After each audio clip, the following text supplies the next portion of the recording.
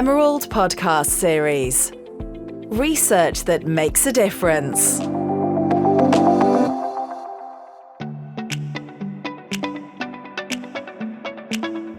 Welcome to the Emerald podcast series. I'm pleased to be joined today by four great guests. Marian Mahat, Senior Research Fellow at the University of Melbourne, Australia. Joanne Blannin, Senior Lecturer in Digital Transformation at Monash University, Australia. Caroline Corson, Associate Professor in Teacher Education and Learning Leadership at the University of Hong Kong. And Eliza J. Dos Les Reyes, Postdoctoral Fellow at the National University of Singapore. Together, Marian, Jo, Caroline and Jay are the editors of a new book, Academic Resilience, Personal Stories and Lessons Learned from the COVID-19 Experience, published in the Surviving and Thriving in Academia series, of which Marian is the series editor. The book relays perspectives across disciplines, career stages and global contexts on how to develop resilience in academia, based on the contributors' reflections of working throughout the coronavirus pandemic. The COVID-19 pandemic undoubtedly tested the resilience of academics in higher education. Many universities were severely affected by reduced student enrolment, with widespread job losses reported across universities. For many academics, the impact of the pandemic has been worrying, financially crippling and overwhelming. The virus has also exposed academic inequalities and impacted heavily on vulnerable people. The individual and collective heroic spirit of many academics has been nothing short of extraordinary. Overcoming the initial hurdles of COVID-19 takes a certain kind of energy. The resilience need to remain engaged despite the continuing changes and uncertainties is quite another challenge. It is one that demands sustained resilience.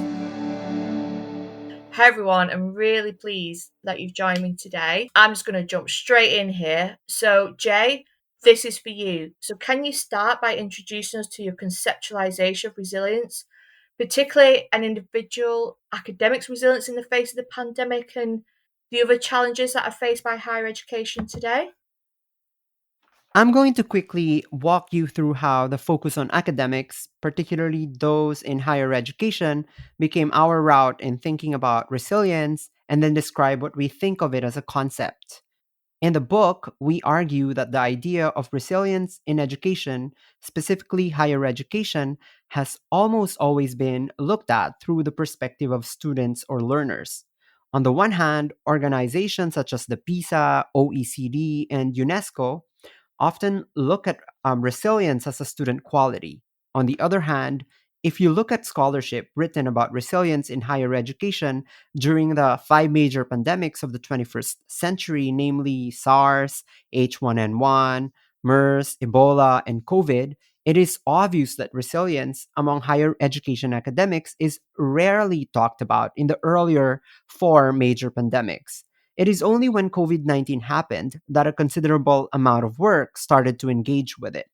So, going back to your question on what resilience is from the vantage point of an academic, we offer in our edited book the view that it is, and we quote, and I quote, the dynamic process and interaction between an academic and their ever changing environment that uses available internal and external resources to produce positive outcomes in response to different contextual and developmental challenges. So, while we acknowledge that resilience has been conceptualized previously as related to personality, for example, those characteristics of individuals that help overcome adversity, and at the same time also related to outcomes, for example, approaches or strategies that individuals develop to turn the tide of adversity, like the pandemic. And of course, we offer this in our book with an acknowledgement that it is also influenced by academics' environment, such as the availability and accessibility of resources to support them to bounce back. Thank you, Jay. That's a really good introduction there to the concept of resilience. I appreciate that. My next question that I have, I want to direct that to you, Caroline, if that's okay. So, the pandemic sort of exacerbated academic inequalities, has been highlighted alongside broader social inequalities. So, what have the stories of resilience that have been shared in this book shown you about how academics have resolved themselves against these increasing pressures? Fiona, that's such a great question because it's really getting to the heart of what we're talking about in the book, what our authors are talking about in the book. And one of the academics who spoke with during this project said, and I'm going to probably misquote her a little bit, but she said the resilience is something you don't just have or get, it's something that you build. It's like a muscle. We have to keep working on it to build it over time. And she actually said that from her perspective, that's the elephant in the room. Many early career researchers, and she's an early career researcher, see the road that lies ahead. They see the trailblazers. They see the success that more senior academics have achieved, but there's no real induction to the life of an academic. And I think once the pandemic hit, what we saw was that there'd been no systematic processes in place to support individuals to build and exercise their resilience, to develop and exercise that muscle to the degree that we needed. And this has been clear over the last couple of years and is something that comes through quite strongly in the different stories in the book. Our readers will see that there are stories from academics at different career stages and from all around the world. And what we see coming through these chapters is as pressures evolved, these social contextual pressures evolved during the pandemic, their responses to them and the level of their resilience did as well. So I guess as an overall comment, people that have demonstrated resilience they've had to use intellectual flexibility in bucket loads, but they've also had to be quite pragmatic about their research in order to keep the research wheel turning. And I guess one of the other key themes that's woven itself through the chapters in the book is just the degree to which universities' provision of effective support to their academic staff has varied quite a lot from institution to institution. And I guess that's one of the things that really stands out most clearly from our conversations with academics and from the chapters in the book is the variability of individual experiences. There's no one size fits all. Everybody approached it in a different way and demonstrated or achieved and demonstrated their resilience in completely different ways. And so the pandemic had differing implications for their work as they went about performing what Anne Maston said like 2 decades ago, performing their ordinary magic, which we do in our day-to-day lives as academics at universities. And so, one of the things that I'm mindful at the moment, whilst many countries, as we were just saying earlier on, many countries have decided that COVID is endemic and we're going to just live with it, we see videos on social media coming out, for example, from Shanghai, which shows just how profound the impact of the pandemic continues to be for many people, many academics in different parts of the world. And I guess one of the things that we've seen coming through loud and clear from the authors in this book is how there's been a lot of thinking about the connection between people's academic work and their broader life purpose, what they actually want to achieve in their lives, what their priorities are. And this has really led to quite a significant recalibration, really, a rejigging of priorities for lots of people. Thanks for your answer there. I really appreciate, you highlighted that it's been a different experience for everyone, depending where they are in their academic lives. It's a really good point, that. So my next one actually is going to be for you, Joe. So what do you think needs to change at an institutional or even at a sector level to better support academics, both, in times of, a global pandemic, which is, in our lifetimes has been unprecedented, but also more generally? Yeah, it's a really good question. And I think a lot of what I want to say in response to that question is going to overlap with what Caroline's mentioned as being significant to the individual, and the themes that came through in the book, and the different chapters. And we heard quite a few different stories in the interviews that we undertook as part of the research that we carried out, and also in the stories that we heard through other people's research in their chapters as well. And it gave us some ideas of how institutions and sectors could prepare for challenges. And these are the unknown, right? So it's hard to prepare for the unknown, as we can always prepare for things in hindsight, but the future is trickier. So I think one example of how one institution's going about it is one chapter in the book is from some academics at a Brazilian university, where their academics went out into the community at the beginning of the pandemic, and they sought to blend the resources of their institution with the resources of the local government.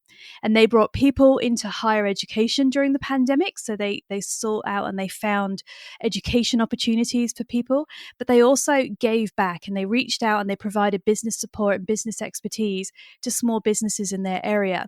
And it all started with the business and economics faculty, but it grew. And it grew because the leaders and the institutional leaders could see that there was a great potential for ongoing growth and connections. And they were actually open to these new models of practice. And now the academics at that Brazilian university are seeing that their model is being taken on in other faculties, that the institutional leaders are supporting them to do things differently. And we want to encourage institutional leaders to see adversity as something to grow through rather than something to go through and struggle to maintain some kind of normality that we're just going to revert back to afterwards. But in that example, the understanding that things can change and we can learn from and through challenge, I think is something that we want institutional and sector leaders to really focus on and engage. And as Caroline mentioned, we've learned through putting this book together that academic resilience is learned and it must be practiced, continually practiced.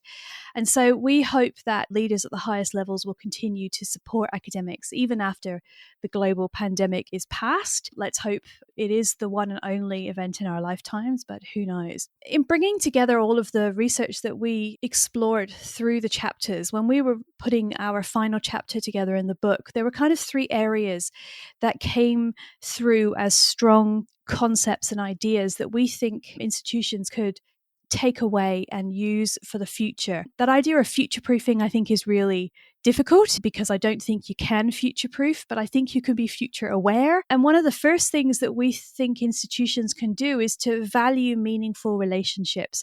As Caroline mentioned, a lot of the people who demonstrated strong academic resiliences had really excellent relationships with staff members at all levels and in all different roles, and they appeared to have stronger and more resilient staff bodies overall.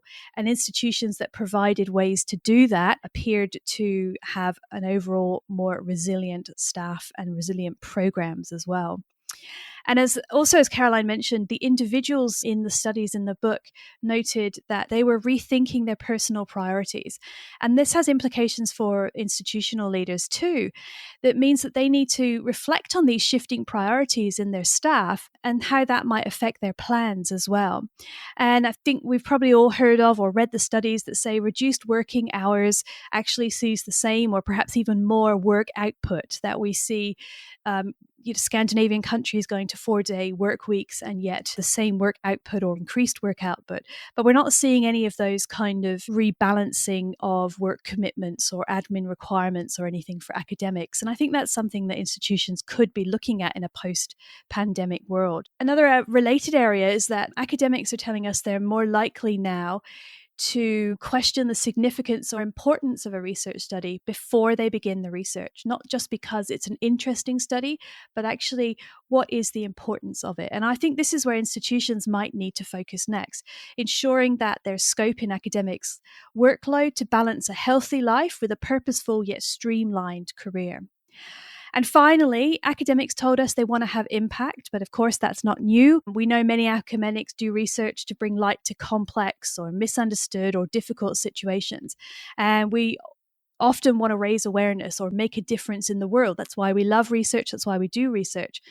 But a number of people in the book and people in our own research told us that the pandemic lockdowns gave them time to reflect on their own impact and that they're feeling much more strategic about what they want to publish and how quickly they want to share their emerging knowledge in different formats.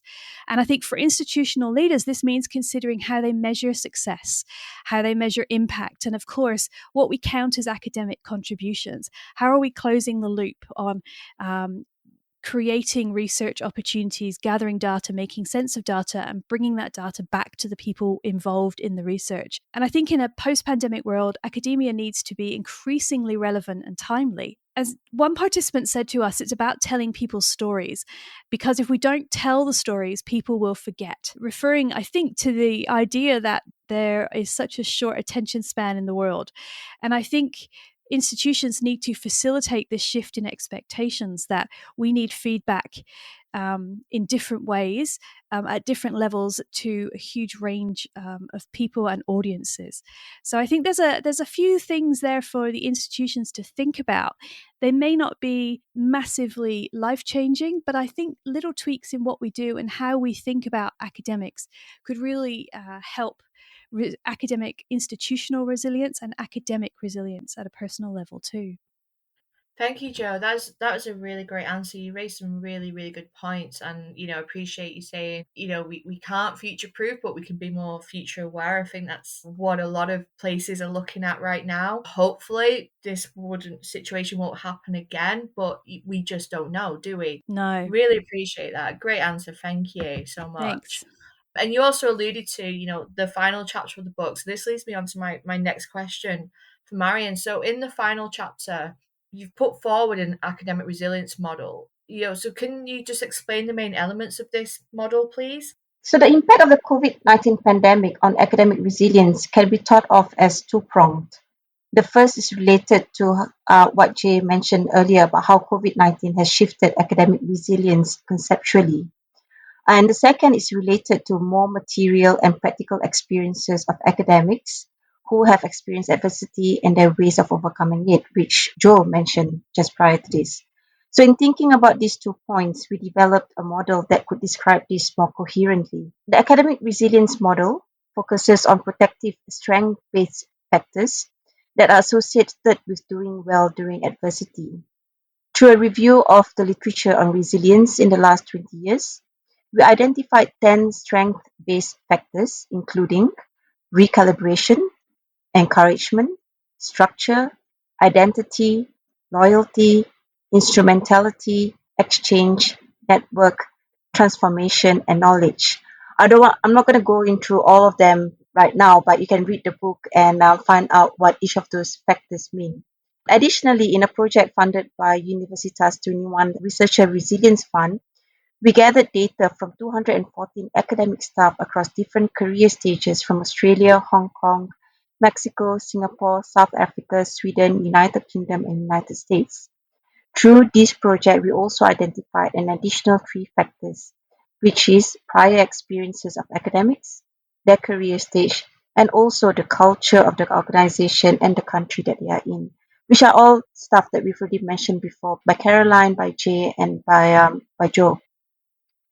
So the model emphasizes a strength-based perspective and acknowledging that academic resilience is not only an individual quality, but also an organizational quality. Resilience is achieved in connection with fellow academics in an enabling environment, and that's very important here, and in an ongoing, continuous fashion. But it will vary greatly between individual academics and institutions. The model also implicitly sets thresholds for benchmarking and should guide the purposeful development of professional learning opportunities to support academic resilience. Look, Fiona, academics around the world have shown great strength and energy to overcome the adversities of COVID-19. But a resilient academic should sustain engagement with the continuing changes and uncertainties during these ongoing challenging times. Surviving and thriving in the post-pandemic world will require authentic and transformational leadership, and such a model can help academics and institutions navigate the continued challenges in academia. Thank you, Marion. I am fully aware of how hard academics work and have worked during the past couple of years. Absolutely. My hat goes off to each and every academic around the world.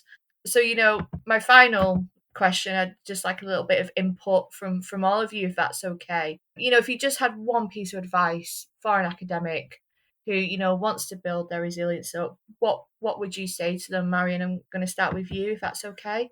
If there was one piece of advice I could give to an academic building their resilience, it would be to focus on the things that you can do and change rather than the things that you cannot. When you focus on what you can control, you're far more likely to experience success even during times of adversity.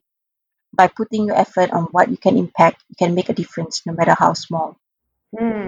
That's a good question too. I totally agree with Marion, but I guess I would add stay connected. And staying connected is an active process. It means actually reaching out to people, whether it's personal people or your professional networks. I really feel like this hasn't been the time to hesitate because, at the risk of sounding cliched, because you've heard this said so many times, we've all been in it together. And in my experience, people have really welcomed opportunities to connect. So whether it's just been to have that virtual coffee with a friend or to reach out to somebody and ask them to introduce you to somebody that you're keen on networking with or whose work you admire, I think that idea of staying connected has been really important. That's probably what I would suggest. I agree, obviously, with Marion and Caroline. I think those are really important strategies. I would say that what academic resilience looks like for you as an individual is as diverse as we are as humans. So it looks different to absolutely everyone. But I would encourage people to reflect on what works for you or what worked for you during the height of the pandemic, and seek to embed that practice, whatever it might be, into your new normal. And for some of us, we're still going through lockdowns, and some of us are a little bit more free. But really focus on identifying what helped you with your resilience building. It might have been daily walks or lunchtime Zoom chats with your colleagues, or closing your home office door each morning and sitting down to work at the same time. But there are so many strategies we came across, but I encourage you to find the one or the ones that worked for you and consciously build a habit from there, so that if we do face another challenge on this scale in the future, or even small scale challenges in your day to day, you will have some strategies ready to go in place to help you manifest that resilience. Thank you, Joe. Jay, last but not least. I'm going to piggyback on Caroline's advice about staying connected, but I would add some few qualifiers, and this is really close to my heart because as an early academic who finished his PhD and started a postdoc during the peak of the pandemic, I realized that staying connected with the right people who will inspire and motivate you to be productive in a joyful and healthy way matters. This is something that I share in chapter 1 of the book, which the four of us actually wrote together. Without Marianne, Caroline, and Joe around, I don't think I would have been as productive as I've been during the pandemic if I were with a different crowd. So, my advice would be choose your crowd wisely and be intentional or purposeful in learning from them. That's lovely, Jay. Thank you. All of you, thank you so much for your contributions. It's a really important and timely book, and I suggest to our listeners to definitely go and get themselves a copy. Again, so thank you for joining me today. I'm aware we're sort of all around the world, so I appreciate you taking the time with this fun with time zones. Thank you. Thanks, Fiona. Thank you. Thanks, Fiona. Thank you, Fiona. Thank you for having us. There is a link to the Resilience website in the transcript and the book as well. I'd like to thank my guests for joining me today, and to you, the listener, and to Alex at This Is Distorted Studios for editing this episode.